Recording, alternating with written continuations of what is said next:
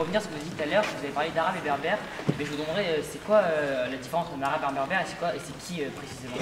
Ah ok, excellente question. Alors, au Maghreb, en Algérie, au Maroc principalement, si tu veux, tu as des massifs montagneux énormes. Alors je t'invite à aller visiter ces pays d'ailleurs, le jour où tu pourras, qui sont des pays splendides. Dans ces montagnes, on a un peuple d'origine qui vivait là dès l'Antiquité, qu'on appelle les Berbères. C'est les habitants des montagnes en fait, parce que les Arabes sont arrivés tardivement, beaucoup plus tard qu'eux au Maghreb. Ils sont arrivés au Moyen-Âge.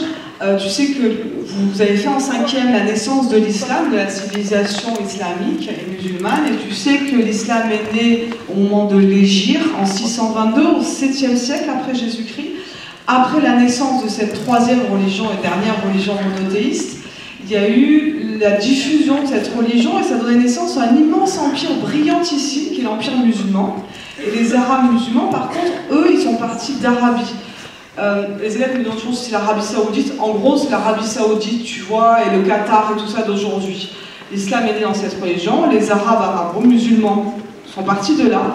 Ils ont conquis toute l'Afrique du Nord au Moyen-Âge, entre le 7e et le 9e siècle. Ils sont allés jusqu'aux portes de la France, si tu veux. Ils ont pris l'Espagne aussi, ils se sont installés dans toutes ces régions-là. Ils ont diffusé leur culture musulmane là. Et les Arabes d'Arabie, donc au Moyen-Âge, ont peuplé l'Algérie et le Maroc.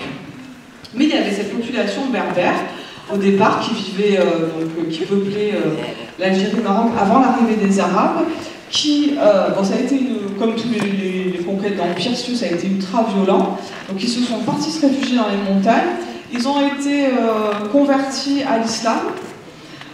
Alors en fait, au Moyen-Âge, lorsque les Arabes ont conquis ces régions d'Algérie, de Maroc, au départ c'était pas l'Algérie, le Maroc et la Tunisie, mais en gros ça correspond à cette région-là, les Arabes ont laissé, parce que les historiens ont trouvé plein d'écrits, tu vois, de la conquête de ces régions-là, ils ont laissé le choix aux populations berbères, soit de se convertir, d'adopter l'islam, qui n'était pas leur religion, hein, ils étaient chrétiens, soit de payer un impôt qui permettait d'enrichir le conquérant, tu vois. Et comme c'était des populations un peu pauvres, ils ont choisi d'abandonner leur religion et de se convertir à l'islam. Donc aujourd'hui, au Maroc et en Algérie, les Berbères sont majoritairement musulmans, surtout au Maroc. En Algérie, pour des raisons politiques, tu verras plus tard, beaucoup ont choisi d'abandonner l'islam au XXIe siècle. Mais ça, tu verras ça si au lycée tu fais la spécialité à GGSP Sciences Po. Je te la conseille, elle est super cette spécialité. Et ben, ils parlent par contre leur langue d'origine. Hein. Ils parlent le berbère, ils ne parlent pas l'arabe. Ils sont berbérophones. Ouais. Et bon, certains maîtrisent les deux langues, hein, si tu veux, mais ils ont gardé leur. Et puis ils ont des coutumes singulières. Ils ont des coutumes qui leur sont propres. Une tenue vestimentaire, si tu veux, des couleurs particulières, une musique particulière. En Algérie, ces berbères-là, on les appelle les Kabyles, parce que la chaîne de montagnes qu'ils ont peuplée depuis le Moyen-Âge s'appelle la Kabylie. Et au Maroc, ils vivent dans l'Atlas, dans l'anti-Atlas, c'est que des chaînes de montagnes, dans le Rif. Et au Maroc, par contre, ils sont encore plus nombreux, les berbères. Voilà.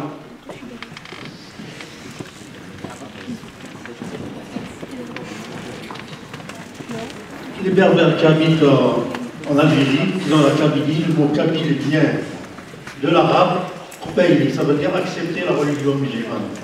Sinon, c'est tous des Berbères. Et 80% des Algériens, c'est tous des descendants berbères. Ils ont été plus ou moins envoyés par la langue arabe. Mais moi, quand j'étais en Algérie, je parlais le français et le kabyle. J'ai appris quelques mots d'arabe quand je suis arrivé en France en 62.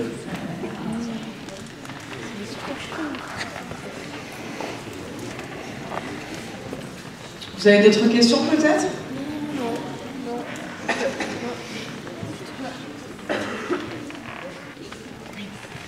Est-ce qu'il y a un parcours, un portrait, un héritier qui vous a le plus touché? Est-ce qu'il y a un des enfants ou petits-enfants de Harki qui vous a particulièrement touché? Là, on a un élève particulièrement courageux, je te félicite. Moi, c'est le boxeur. Ouais, merci, moi aussi. Alors lui, le boxeur, c'est vraiment la preuve que tout est possible, quoi. Que la résilience, elle peut soulever des montagnes. Hein. Tout à fait.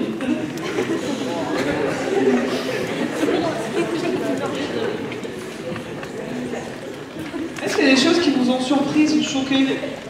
Moins surprise.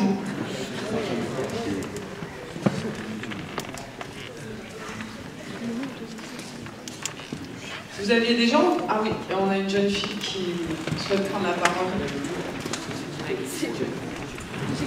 Je réponds pas à la question qui vient de poser, mais moi j'avais une autre question. Je voulais savoir s'il y avait une mémoire aussi de Algérie de cet épisode et de la vie.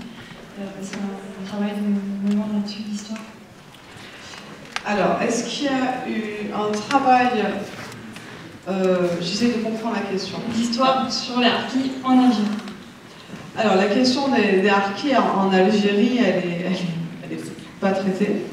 Vous l'aurez compris, hein, c'est parce qu'il y a une propagande étatique qui a régi en Algérie et qui a censuré les recherches en Algérie. Ça ne veut pas dire que rien ne se fait en Algérie, loin de là. Hein. Les universités, notamment celle d'Oran, qui est extrêmement dynamique. Il y avait un descendant de harki, mais enfin peu importe, docteur en histoire, Abderrahmane Moumen, qui a beaucoup écrit sur cette question-là, et qui un temps a travaillé en Algérie, à l'université d'Oran et des universitaires algériens. Maintenant, les archives ne sont pas entièrement ouvertes en Algérie. Officiellement, c'est une république, mais bon, elle a de république pour le nom en Algérie, donc c'est compliqué en tout cas. Mais il y a un début de recherche, les universitaires algériens ne sont pas du tout fermés, loin de là. Mais on a vu au moment du rapport Stora qui a été commandité par le président Macron qui lance le documentaire parce qu'il a fait un travail important sur les mémoires de la guerre d'Algérie, la réconciliation des mémoires de la guerre d'Algérie, on peut lui rendre hommage pour ça. Au moment du rapport Stora, il devait se lancer un travail de collaboration avec les universitaires algériens. Bon, il y a finalement un historien algérien commandité par l'État algérien qui a été un peu imposé. Et donc, en tout cas, le travail n'est pas évident.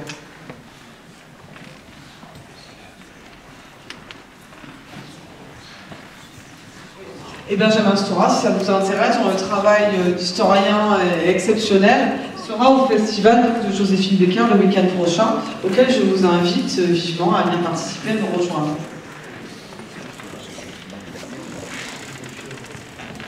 Pardon.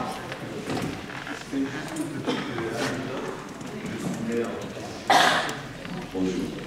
Une petite anecdote. Je suis né en 1949 à Alger et j'avais deux frères adoptifs. Bon, j'avais mes vrais frères et des frères aussi de cœur, Youssef, Kader, des parents adoptifs, Mamadou, un pur Sénégalais, son épouse, Messaouda, et un adulte qui m'aimait beaucoup et que j'aimais beaucoup, qui s'appelait Tamzali, et qui, quand il revenait de sa Kabylie, me ramenait de la pure huile d'eau. Voilà. C'était juste une petite anecdote.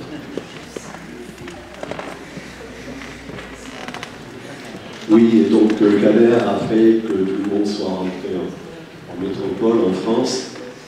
Il habitait vraiment dans le nord de la France, et lorsque ma mère est décédée, il a fait tout le trajet en une voiture, en une journée, pour venir assister aux obsèques de ma mère, qui était en somme sa mère adoptive, parce qu'on allait chez les uns, chez les autres. Entre parenthèses, dès que le canon du Ramadan sonnait, j'étais installé chez mes Saouda avant eux, pour tous les gâteaux, etc. Et donc il est venu assister aux obsèques et il est reparti immédiatement. C'est vraiment un signe d'amour entre les deux peuples. S'il n'y avait pas eu la haine qui s'est installée